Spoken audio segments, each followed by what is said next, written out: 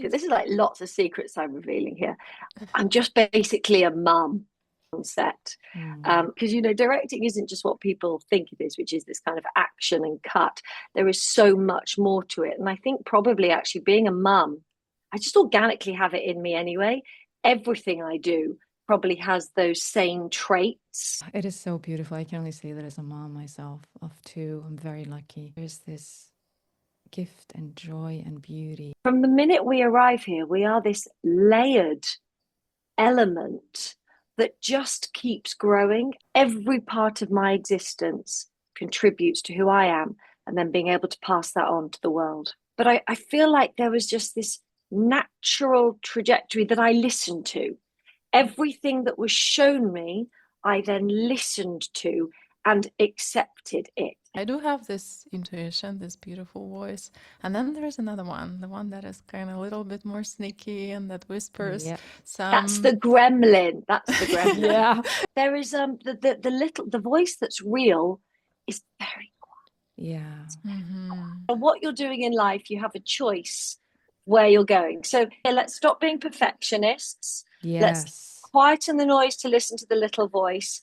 And let's consider our choices and know that we do have that, and we need to be clear on that wonderful journey that could take place. If I was listening to this podcast and I took that away from it, I'd be quite happy.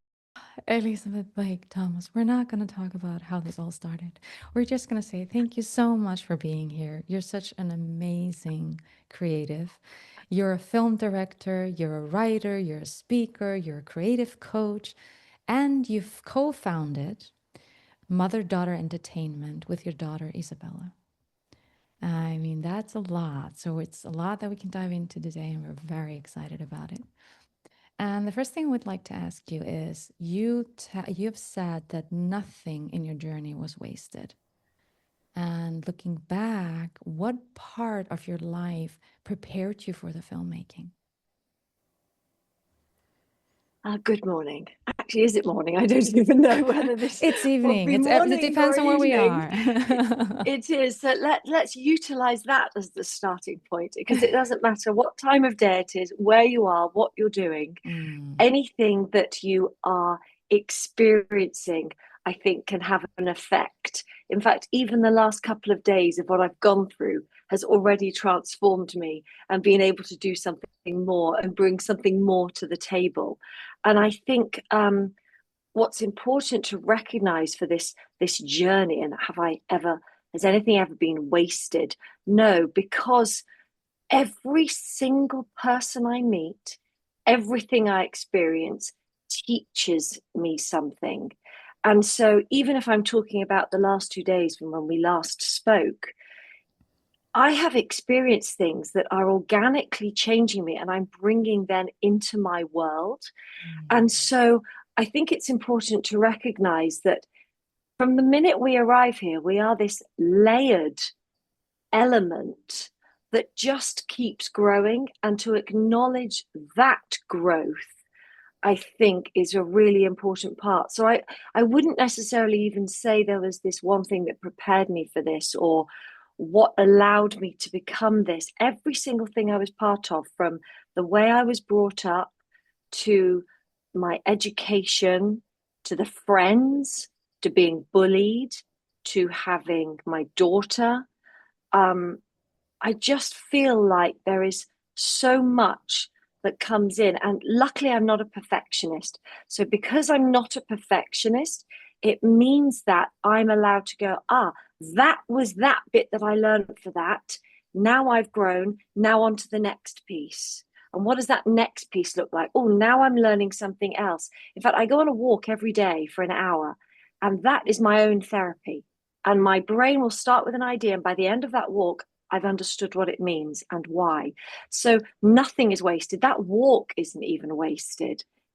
Every part of my existence contributes to who I am, and then being able to pass that on to the world. If you guys are listening or watching, I hope you're watching this. This is why we love Elizabeth. I won't say Isabella because you're almost one.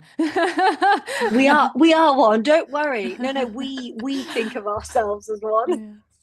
many a time we've been on a phone call and they need the other person and we forget that they don't know that we're different. So I was like, you be me today. So don't worry.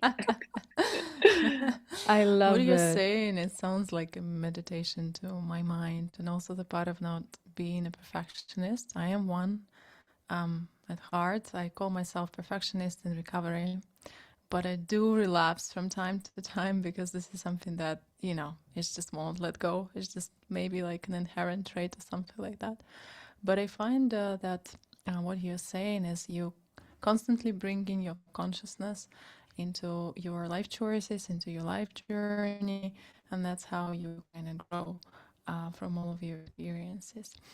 And what I want to concentrate now is the way how you ended up. You're currently in LA, you're a filmmaker there, very successful, in very high demand, both you and your daughter, and you followed kind of your daughter's journey to LA in the first place, right? So she's an actress, Isabella, and you were supporting her. But somehow along the way, you discovered your own passion for filmmaking and you became a filmmaker in your own right. How did that happen? And how do you trace back those steps that you took? Maybe in hindsight, you can, see the bigger picture. That's a really good phrase, actually, the bigger picture, because I think that's where one of my skills is very strong. I have this fast processing speed and I can see that bigger picture. And actually, Isabella's skill is the detail of what that then looks like. And I think if I was to kind of step back from my life and look down on it, and think, okay, what did this look like down there? Everything, as I said, is led to this. Nothing was a waste. But if you finite the little points, it could be everything from, even when I was at school, I had this skill to perform, to act, to read. I was always asked to read at school out loud. I could tell a story. So that storytelling, I think, then led through to me being a child actor, where actually there was a moment where one of my parents said to me I wasn't any good. And actually that was a big fork in the road, because when a parent says you're not any good, unfortunately we listen to them. And so maybe that wasn't, again, nothing's wasted. It opened a trajectory in a different way. But I will say, words as a warning to everybody, words you tell yourself, words you hear, words you might tell other people, words you listen to in your head, so powerful. So just please, if anybody takes anything from this podcast, take that with you. You might think you're throwing something out there as nonchalant, but actually it has a huge impact, especially as a child, and we'll go back to that in a bit. But the storytelling, the moments of me just being a visual learner led me to just being in the creative world. So whatever happened, I was going to be in the creative industry. Then when I had Isabella, there was just, again, this natural instinct, because I use that a lot, my gut instinct, natural instinct to be with her in the industry.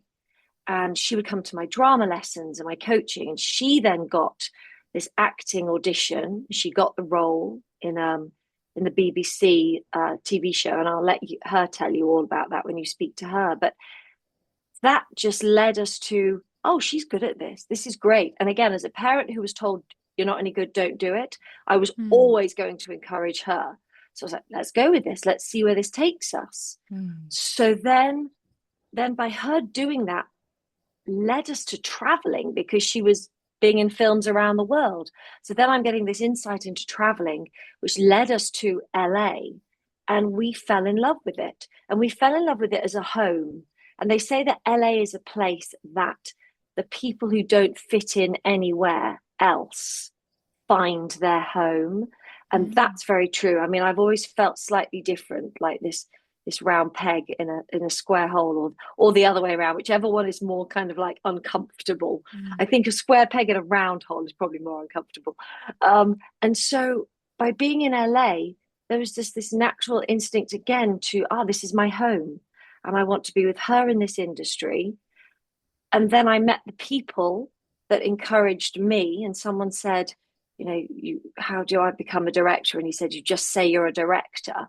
So I did. And then that kind of built this whole other world and opened up.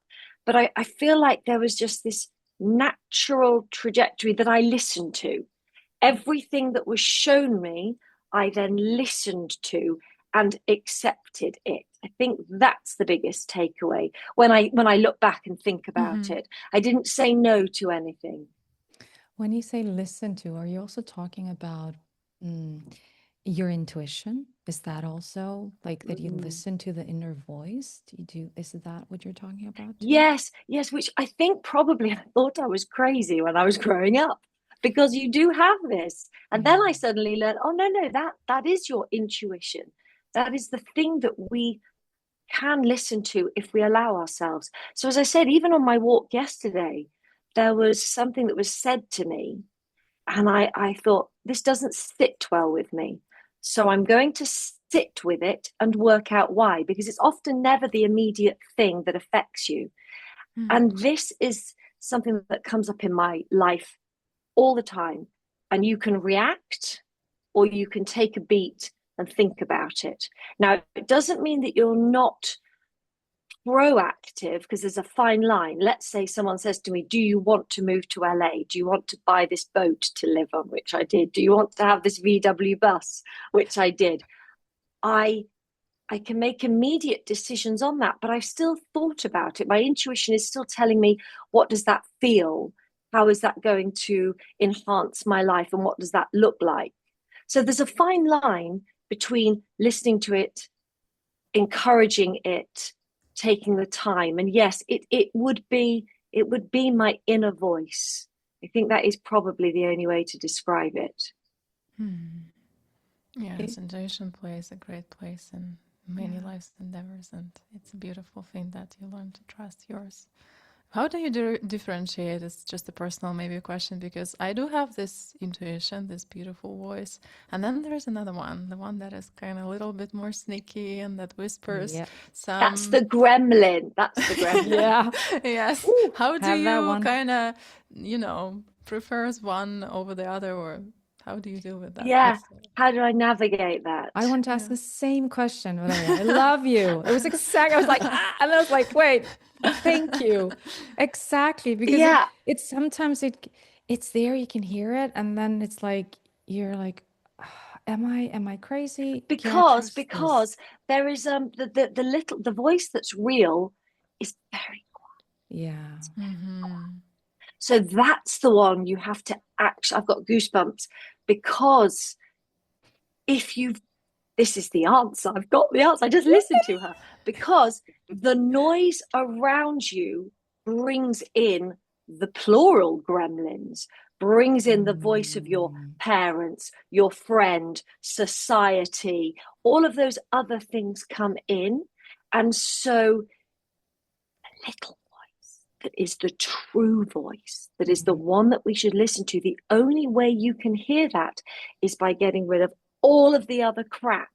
So you actually have to consciously choose to listen to it. And you can, even if you said, stop, everybody else, just stop, no more. I'm just going to sit with this for a minute.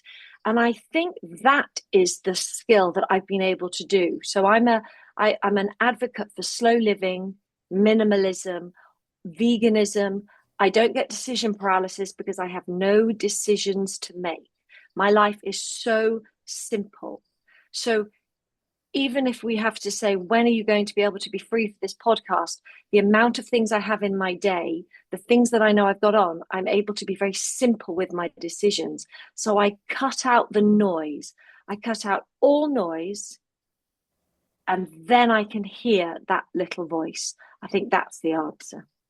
Oh my God. God. Love that question. That is beautiful. It's interesting when you say that. We sometimes have the image of someone that is just like sitting somewhere in the woods, hands like, hey, and just meditating. But that's not you. And that's the interesting thing about it. You founded, as I said, co-founded. But the thing is, yes, you co-founded Mother-Daughter Entertainment, yet Isabella was so young.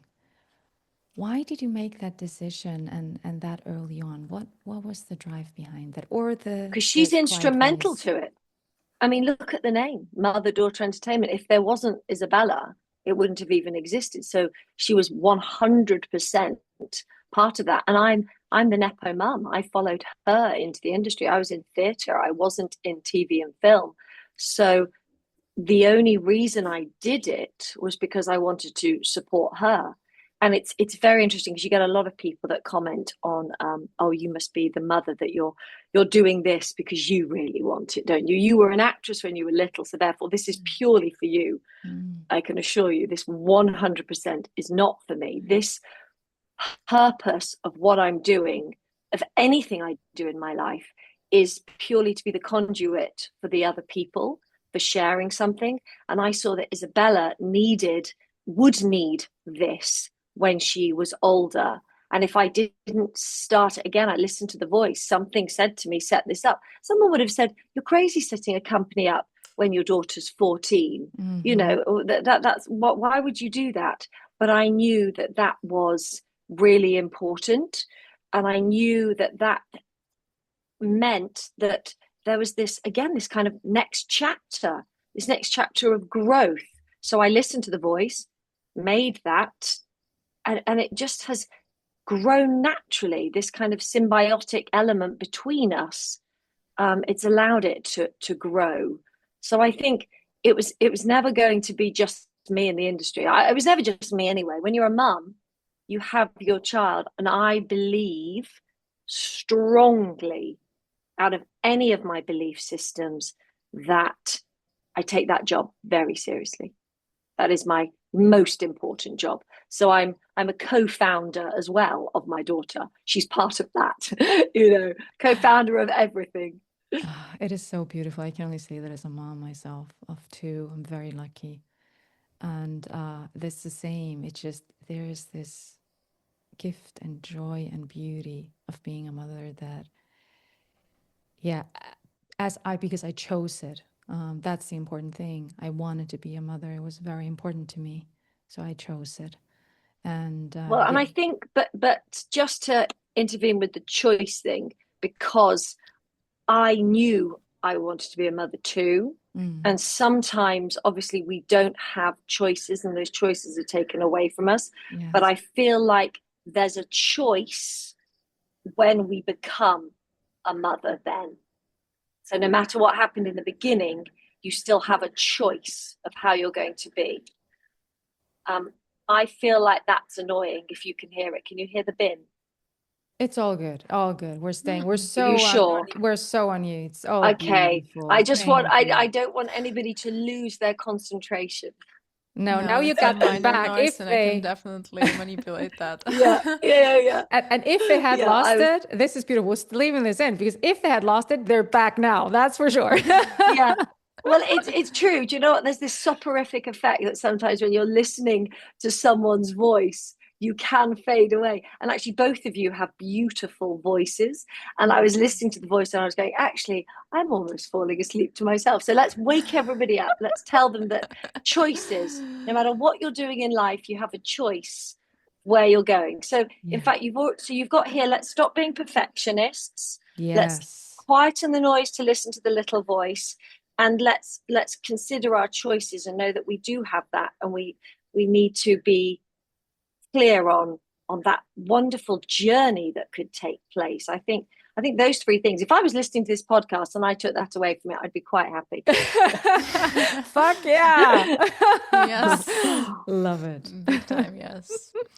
And continue on the topic of choices. You're a director for all of the things. That is what it requires. It's a CEO of all choices, and you have to make it on a daily basis, on a minute basis while you're on set. And you shared with us that this is maybe like something that you were probably born for, because this is what comes to you natural. So how does it look like your when you're wearing your director's hat, when you are on set? How do you operate? How do you find your way inside with people? I'll tell you the biggest secret. biggest secret. Please. This is like lots of secrets I'm revealing here. I'm just basically a mum on set. I think those skills really become apparent when you're having to do everything from the practical, being on time, making sure everyone's eaten and they're healthy and happy, ensuring that you know how to approach people and how to say things. You know, you do have to be mindful of that.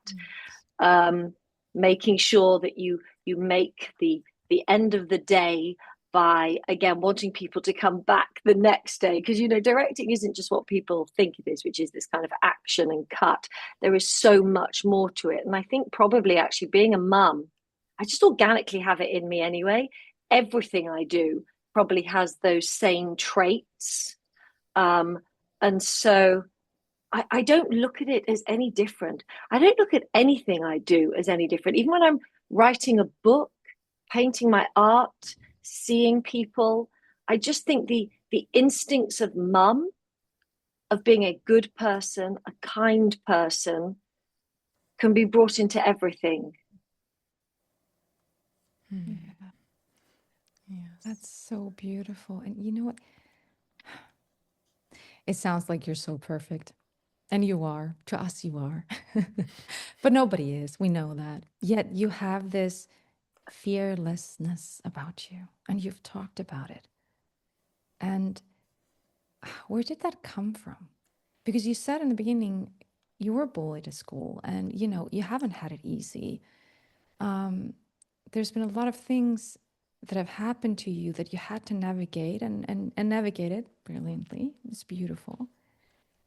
Where does it come from? Because, you know, and it's amazing, these answers are just downloading to me for everything I'm saying. And I've got goosebumps again, because I take responsibility for everything. So there's no fearlessness, because the only person you can ever blame is yourself. And I don't say blame in that, oh, I beat myself up with everything. Actually, it's quite the opposite. I go, well, that's what happened. That's what this is. You have a choice again. There's a responsibility that I need to take. So the fearlessness comes from the fact that I know that I'm making a conscious choice to do the things that I'm doing. So therefore, there's nothing to be worried about. No one's forcing me to do anything. So I'm making that choice. And therefore, that responsibility will fall on me. I really do think that's it. And in fact, again, this is almost like my hour walk. I've never taken that apart like that.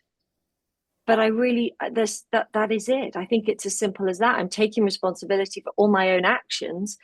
So therefore, how can I be filled with fear? Yes. And I know that's a big one, isn't it? That Just is a working big that one. out. You can see our reactions. We're just like, yes. That is deep. Yes. And it's just, I've been pondering on the word responsibility as the ability to respond to life, situations. So that ability is definitely something that you can train if you want, if you make this choice. And I think that, this is one of the most important things in life anyhow. Yeah, no excuses to anybody. Enough with those, because also we can say that. Okay, so I could sit here and say, I blame my father for telling me, oh, I just told you it was. Which parent? Actually, I've got several fathers, so I probably shouldn't say that either. But never mind.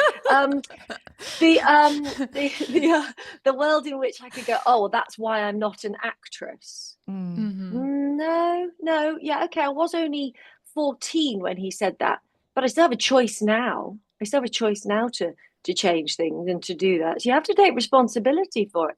Enough of these people, grown-ups in our lives, saying, oh, that was the best I knew and that's all I could do.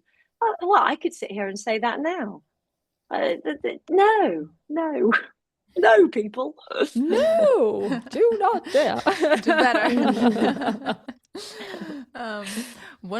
We didn't cover quite the topic that we did cover in the pre-talk, and a little bit as a sneak peek of this conversation is your children's books. and I Oh, wanna yes. bring light and attention to this. Please tell There's us so about much. that. I actually brought them this time. Oh, there are a thank lot you. over there. Oh, Amazing. Obviously, please I show can't them all. Yes, carry let's them all. talk Okay, about so it. I chose 4 of my I love them all. So I set about so track back to I was 19 years old, teaching drama, created this story out of my head, and the children, these 3-year-olds, just reacted in this most incredible way.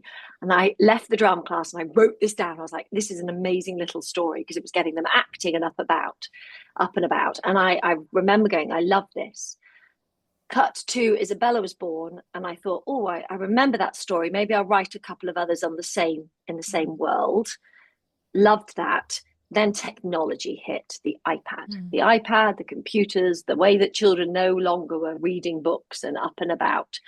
And there's something else about me, is I'm always kind of ahead of the game. I'm ahead by about 10. This was actually nearly 20 years ahead of the game. And I knew that these books and these stories still needed to be there and part of who I am.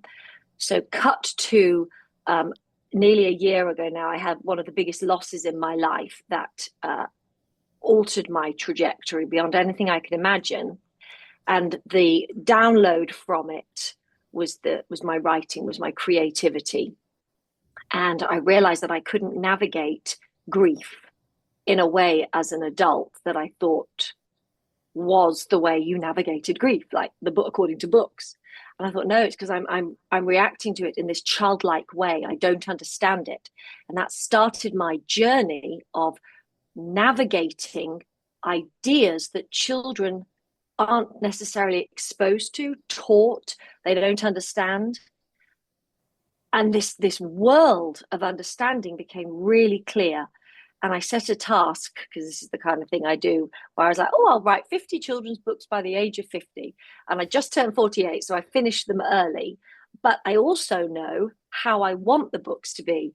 And they're on these board books. I love a board book. Oh, yes. So they're very different. So they're not like a normal children's book. And there's just something very tactile about it. Because I also, in this last year, got my adult diagnosis for autism. And I recognized there was just certain things I like. And again, that's the little voice. I listened to it. So this is an example. So this one is my children's book for living with intention. And in fact, I mentioned, and we can talk about it later, one of the exercises. And this was the let's talk about it exercise I now. mentioned to you. Let's talk about it. Oh, okay.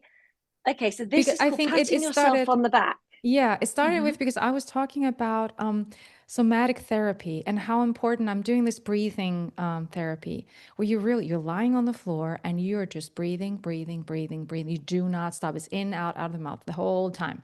And it's like almost over an hour. And then it happens. Things just start loosening. It just comes on the surface, and you just cry it or scream it or whatever is for you. Good, out. And that's what we're talking about. And then you told us about that. Tell us. Yeah, because it's another version of an exercise of just it's called brain breathing. So allowing your brain to breathe and take this time. So whether that's my walk or whether that's an exercise in this book. So you draw around your hand on a piece of paper, and all ages can do this. And it says, trace your hand on the page, fill in all the things you are proud of yourself for. It could be something from the past, it could be something right now, or it could even be just getting out of bed. And it's about recognizing what you've achieved. Maybe, as I said, that day, maybe that month, that year. And I feel like these things connect, because that's the other purpose for my books, is connecting you with your inner child, maybe you as a grown-up with your child, adult to adult, it doesn't matter. And then I created a couple of others. So these are called my spiritual type books. So this is the one, it's very powerful to me. The purse, the backpack, and the suitcase.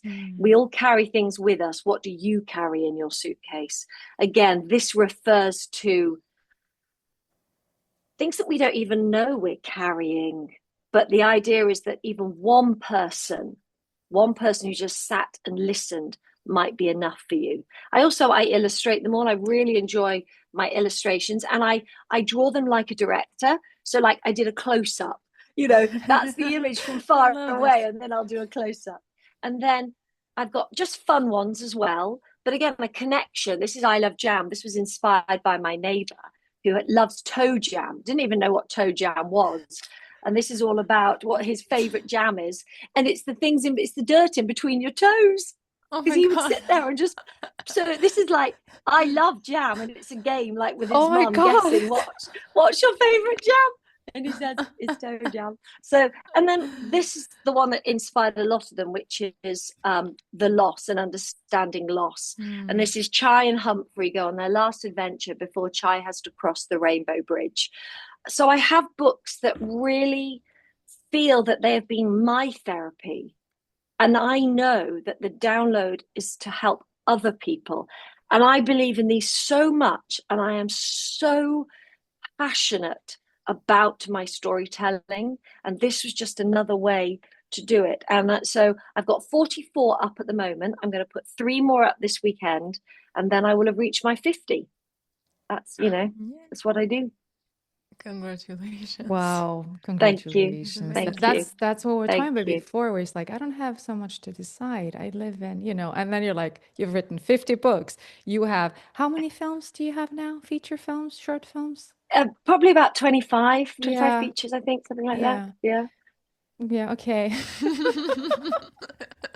That's just, it's beautiful. And oh my I God, know. even more than that, because the production company that you have, both of you, is that MDE. It is a full-on service. So it's like all the way to distribution. Why that decision? And do tell us, like, how do you distribute it then? How does that process? Yeah, because it's all part of it, I think. I just, again, that's the bigger picture thing, going back to how I make things work. I see that bigger picture. So you can't just go, oh, I've got an idea. Great. I was never just going to be a writer and come up with an idea. That idea then I need to see to fruition. Then that idea needs to be seen visually. Then that idea needs to be watched. So without it being something that was forced, it just to me is the natural progression of things. Just like when I came up with my books, I've got an idea, now I need to see them on paper, now I need to see them in the hard book, and now I need to sell them. It's just a natural thing of what I do. And I do love a good list, so I love a ticking off. So when you've seen something to its end, I think there's a good feeling there. There's a feeling of I did it, and now that can leave where we're at. Because even, in all honesty, even my vision board, I'm going to try and I'm not very good at this. So see that corner there? That is my vision board. I actually have 2, but that's the one. Yes. Wow. And I turn my vision boards, this is exciting, into mugs. Look at this. So people send me their words and I create their vision boards and put them on a mug so you can have your vision there. Amazing. Because again, I think it's whatever I do, there's a beginning and it takes you all the way through to the end. So I just think there was just a natural progression with the company. It couldn't be anything else, because that's how we live life. So I've got 2 TED Talks that I did, and one of them is, they're different. You should listen to both, but one of them is about that journey, and the journey is what we're doing. The ending is death. So you've got to have these little things along the way that you just do, and you sign off and you move on. You sign off and you move on. Because the real ending, well, we're no longer here, are we? Yes. So we've got to kind of get on with it, really. You know what I particularly love about your vision board? It's like all words. In my life, I attempted to make a vision board only once. It was 2 years ago, I think. And mine also came off as words. And people with me, we were making it as a workshop all together. Everyone was, they had like little pictures and stuff. And it's like, I'm a visual person, but somehow it doesn't feel right. I just want to write words. And the way how you structure it, and it's in particular shape, and it's all, it's just beautiful. It's because it's got to be how you're feeling. So the top of my vision board says, how do I want to feel?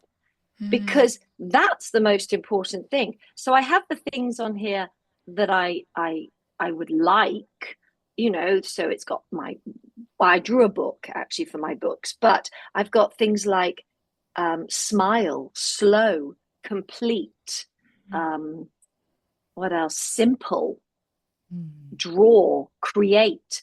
And the words, because also I feel like if I put a visual on there, that was almost restrictive. If I was to put, and again, I'm just working this out, why I don't necessarily always work things out straight away because I listen to my little voice. But a reason could be because if I've gone and cut that out of a magazine, or I've done something specific, that's almost too specific. Whereas on here, I could write the word create. That's an open word. What does that look like? Because also we can put ourselves into those boxes. We can put ourselves into those, well, this is what I am. That's a very important thing, actually. I do feel that people like to, marginalize is the wrong word, but definitely put you in a place that sits comfortably with them. So when I had the boat and the bus, everybody loved that. I was the boat lady and I sold the boat. Everybody started to panic, but you're not the boat lady. It wasn't me that panicked. I'd moved on. I'd done that. That was my end of my 5 years. I'd loved it. It was time to move on. I'm very good at that. I'm very good at going, it's finished, next thing. Whereas everybody else was like, well, what do we call you? Aren't you going to miss it? They were projecting their own feelings onto me. And I think that can have a huge impact. So keeping yourself open to change and what could be the next thing. And maybe the way I do my vision board allows me to do that. And also, do you know what? You said I did it 2 years ago. I do a vision board every 6 months. My vision board, I have to see, because we're changing. We're constantly growing. I love a September vision board. I love a September vision board because you've got 3 months left of the year, or 4 months, September, October, November, 4 months. So you suddenly go, what am I going to do with that? What am I going to do with that time? It's a great time to do a vision board. Oh my God, I love it. Well, my vision board, I do have one, but it is visual, it's images, yet it's never an image with another human being on it. It really just is, there are no faces, it doesn't connect with anyone else. So it's really just an image of that I want to experience. Like there's an image of a horse. And the reason I put it there is because I've been horse riding with my daughter. She's very talented. And I realized, and it's just the eye, like it's like the one half, because I realized I wanted to be in symbiosis with the horse. I wanted to be one with it. I don't want to be the one just sitting and, I wanted to feel it. I wanted to understand, how can we work as a team? How can I guide this beautiful big creature, but in a way that is also good for that, for the horse. So that is an image that I have. And then on back of it, I do write them down. Like, what is it that I'm thinking about here? And then I don't see it, I just see the image. So vision boards are very strong in any way. And I like what you're saying with that you can, every 6 months, you can do that. I think that's beautiful. So can you... I mean, I changed at the end of the day. So, every 6 months, there's a lot of growth that's gone on. Yes. It's like, who am I today? I'm somebody else. I was yesterday someone else. Yeah, I also believe that it needs to be revised, like all those plans we make. Ava, that's a really important point, actually, because who am I? Removing all of the things that were built on me that weren't who I am. So I feel instead of the growth being, if you think of it visually, it's not more and more, it's less and less, which is getting me back to my organic self. So because of that allows me to again remove noise, remove things that aren't necessary. So I am able to learn every day because I'm getting back to my authentic self, which I think is the only reason that it works. I'm not going, who am I today? I'm more, I'm more, I'm more. I'm going, I'm less, I'm less, I'm less. And that, I think, is the key to that. So thank you for saying that. That is true. Yeah, that is very profound. And I feel like I am very intelligent. Yes, you are. Yes, you are. We're going to celebrate that here with you. Yes. You really are. Definitely. Thank you for mentioning those TED Talks. I'm definitely going to check them out, and I hope our audience will do too. Well, everyone will find something from there, 100%. Yeah. Yeah. You But want to say something? yes, I'm like, I'm Yes, looking at you please. and I'm looking at her and I'm like, we're all so intelligent. It's amazing. I know, aren't we? You should look in the mirror and say that. So I don't actually look in the mirror, I forget to. But if I did, I would look in the mirror and say, I am amazing today. I am beautiful today. I am intelligent today. That if you don't say it, who else is going to say it? True. Who else is going to say it? May I go back to you shortly, briefly, talked about that you got diagnosed with autism. Can you tell us about that? I think that's Yes, something very special and life-changing, profound. Yeah. life-changing. So I think, again, it takes you back to kind of your authentic self. I knew something wasn't right. And when I say that, let me preface it with now I know, no, I was just autistic. So, but you're told something isn't right. You're told something's different. You're told you don't fit in the right peg. The life I existed in was a constant search for something. I thought there was something missing, something external. Why didn't this work? Why isn't my marriage working? Why isn't the place I'm living working? Why doesn't this, whatever it is? So you have external things that influence you. And then you don't, I mean, I would never have even thought that there could be a neurodivergency aspect to me. I just didn't. I just thought I was a creative and different, a creative and different. And then throw in other words, eccentric, maybe, or all those other words that are given to us as women. And then when I experienced this loss, because of the way I was dealing with it, with grief, not only was it this childlike way, but it was still so different to the way I knew of anybody else handling it. And I started to research it.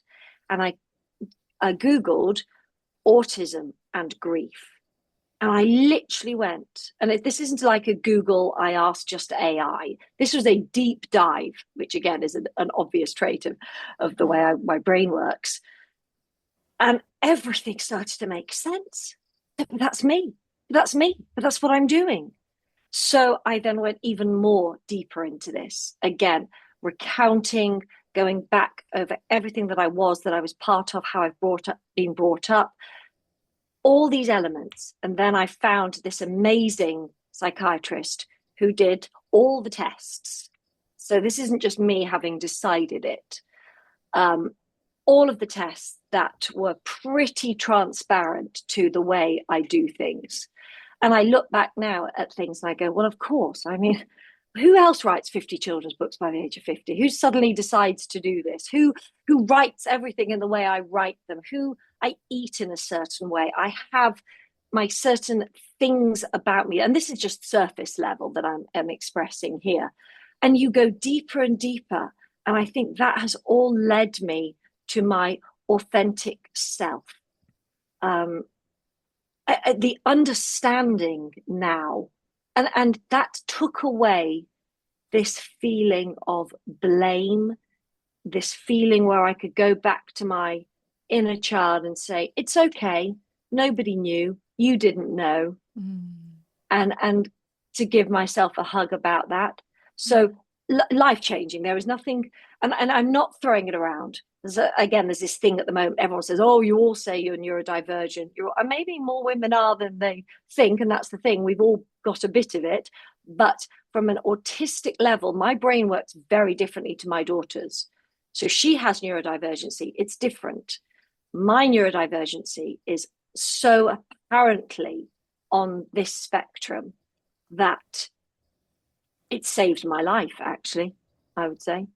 Did it give you a sense of belonging to yourself? Yeah, very much so. Yeah, I now know who I am. I'm now able to make every decision, not just with the little voice, but with a conscious understanding of who I am. And go, that's okay. I don't like that. I don't want to do that. And I understand it. So, yeah. Thank you for sharing that. That is beautiful. Thank you. Yeah, I think It was life-changing. is a big one. It's a big thing for yourself and for the others as well, to understand that this is me and this is why I am that way or this way. And if we're still on this topic, I want to ask you then, what would you say back, or what you're most proud of, maybe, of the whole journey that you are? Obviously, your daughter, 100% sure that would come up, but maybe something else of yourself. What you're most proud of? I know exactly what it is, that I'm still here. So there were several moments in my childhood where I mentioned the bullying. And this is going to be something that people either go, that's crazy, or that's really quite profound. Whichever way you go, I don't mind. I attempted, probably, I think it was 3 times, whether it was a call for help or whether I just had enough, where I didn't want to be here anymore. And I mean, seriously, this is a world that was way too hard for me, and I don't want to be part of it anymore. And I can now understand with the autism, there was a lot that influenced, and I just didn't know it. And I think the reason for me being on this earth is that because every other time I've been here, I haven't made it through to the end. And this purpose, every time I'm here now, I look at and go, the reason I'm here is to make it through to the end. And having Isabella, that's why there's no problem with any decision I make. Having Isabella was just another element of, that's why you're still here. That's why you're still here. You've got somebody, you've got this purpose. There's a reason, there's a bigger picture. And so even my suffering in this last year, I had a choice. And believe me, there were several times where I was like, yeah, no, this is too hard. Don't really want to do this anymore. And people will go, but you've got a daughter. You've got what? Why would you even consider that? Because that's not why you do this. And I think people who actually take their own lives are very brave. I actually have a very different opinion. It's an incredibly brave thing to do, because the noise that is going on in your head, you can't do it anymore. You can't be here anymore. And so I am incredibly proud of myself to still be here, to still face everything. And so my diagnosis has literally saved my life. And I feel that is something I can be incredibly proud of. Thank you. I bet you weren't expecting that answer, this. were you? No, but to thank you so much. Up. This is very important. And also, you wouldn't believe, but I had the same conversation about what you said. I am at the same kind of, level, I think, about people who are, for one, make this decision in life, that they're brave and they're strong, because it's not out of, nobody who is not suffered enough would do something like that. That is not, an indication of a person who is just silly or something like that. Of course, each case is different, but yeah, I understand what you're talking about. And thank you so much. And we are very thankful and proud, and we're proud with you. Proud, and I understand. Yes. I've been going through a very, very hard time, and I understand. I understand the feelings. I understand how dark it can get. I want to put out there, if you're listening and watching, please do go and get help in any capacity, whatever that is for you. If it's a psychologist, if it's your family, if it's your best friend, if you're having those thoughts, if you're in that state, and it can be really very heavy. And I know. Do get help. Do reach out, and we will also put it in the show notes. That we just have links to possibilities where you could reach out in different countries. Just because we're talking about this, and thank you, Elizabeth, for talking about it, and thank you for saying that that's what you're most proud of. Because you know what? Yes, saying yes to life when it can be so hard and so many people are suffering. You can be proud of that. It's beautiful. Mm-hmm. Thank you. Mm-hmm. Thank you. Sorry, I'm just when you said that, I was it's yeah, that's what oh, let's go. I don't know where to go with this anyway, because I'm just like, this is so beautiful what you said, and it is so profound, and it's so important. I think it's really important to speak about it as well, and to speak about Yeah. all of it. You know, again, everything that I'm talking about when I'm on these podcasts or interviews, I think anything I've done in the past is because I felt it was not surface level because it wasn't truthful. Everything was truthful, but I didn't understand why I was saying things. And now there's a depth to things that I understand why I'm saying them. Again, that moment of reflection, that listening to the voice. So even though I listened to the voice and knew there were reasons to say things, and I knew when we did this podcast, I thought to myself, I had a big conversation with myself about, okay, there's obviously a reason why this is the one that's going out. What is that reason? And I don't know it, but it will become apparent and it will become clear. And stay with your authentic self, and that will happen. And I think the reason that I'm on things like this and that I reach out to people is because I am, again, fearless, unafraid to talk about these things. And I feel that there's a depth and understanding where someone might go, "What? You weren't happy with your life? You wanted to end it? Well, that's crazy." Or there might be people as well that don't understand on what triggered that. And I think those are all important questions to be able to have clarity with people on why we feel the way we feel, what we're going through, and what we're experiencing. So these podcasts are really important because, again, even if there is one thing that someone takes away from this, if I've been my authentic self and my experience can contribute to somebody else's life, that is my purpose. That is why I'm here. And I recognize that.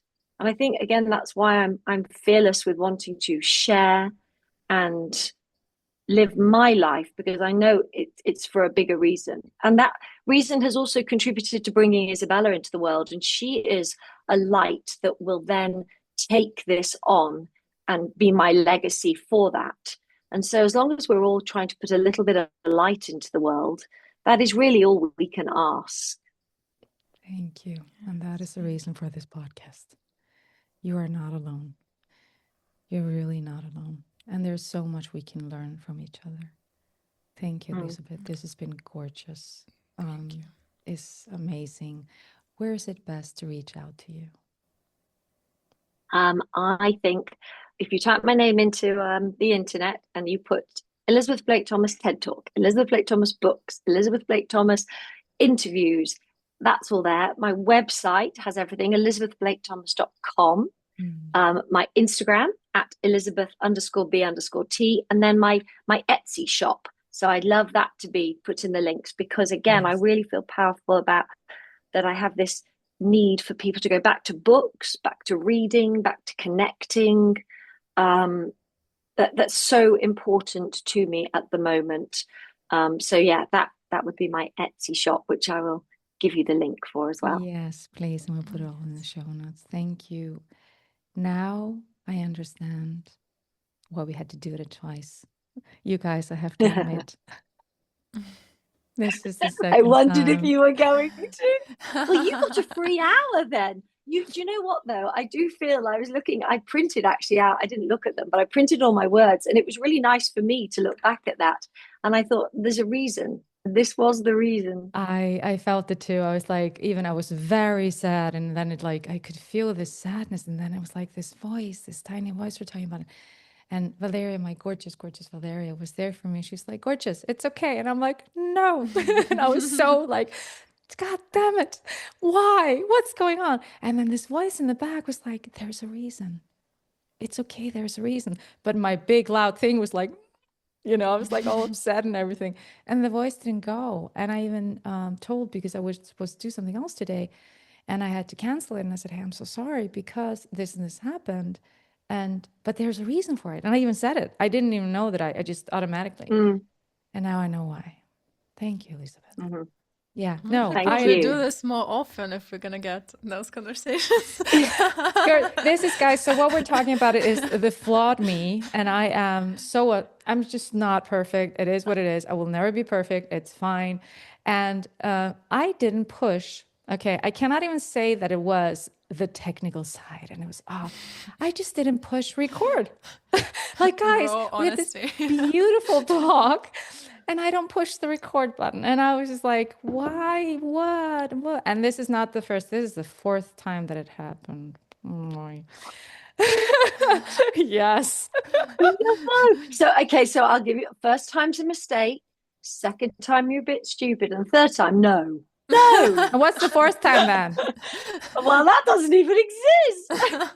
Well, it does in my world, and that's how my last year's been. And that's how hard it has been. Oh, And that's the thing. yeah, And I yeah. have to be very, very mindful and beautiful and kind to myself. And Kind say, to yourself. Kind the to year yourself. was very, very intense. So intense that I did not know how to continue. And I have to be very honest about that. So I think that's where I have to be kind to myself. Well, maybe that's why then. That is the purpose of why we did this and why we had it again, to recognize that, you know, people aren't alone. Yeah. And it can be some small thing as well that is that tipping point, and it's been building. And I think we're always talking about being kind to others. And I do believe we have to be much kinder to ourselves. And I think about that as, even I buy yellow roses for myself. They're my favorite thing. Why wait for somebody else to give them to me? Go and treat yourself. Look after yourself. Be kind to yourself. That's very, very important. Yeah, I don't think I would have been brave, as you said, that I know it wasn't that point, but it was very, very, very dark. So I've forgiven myself even that. But we all did, and this was the purpose. So thank you for getting that and for getting it, because it meant we had today. We had today. That's the beauty of it. That's how lucky I am. I'm very lucky. After everything and how hard it is and whatever, I have to say, and Valeria is also part of my life, I'm just very, very lucky. So thank you, Elizabeth, for being here. Thank you. Thank you for having me.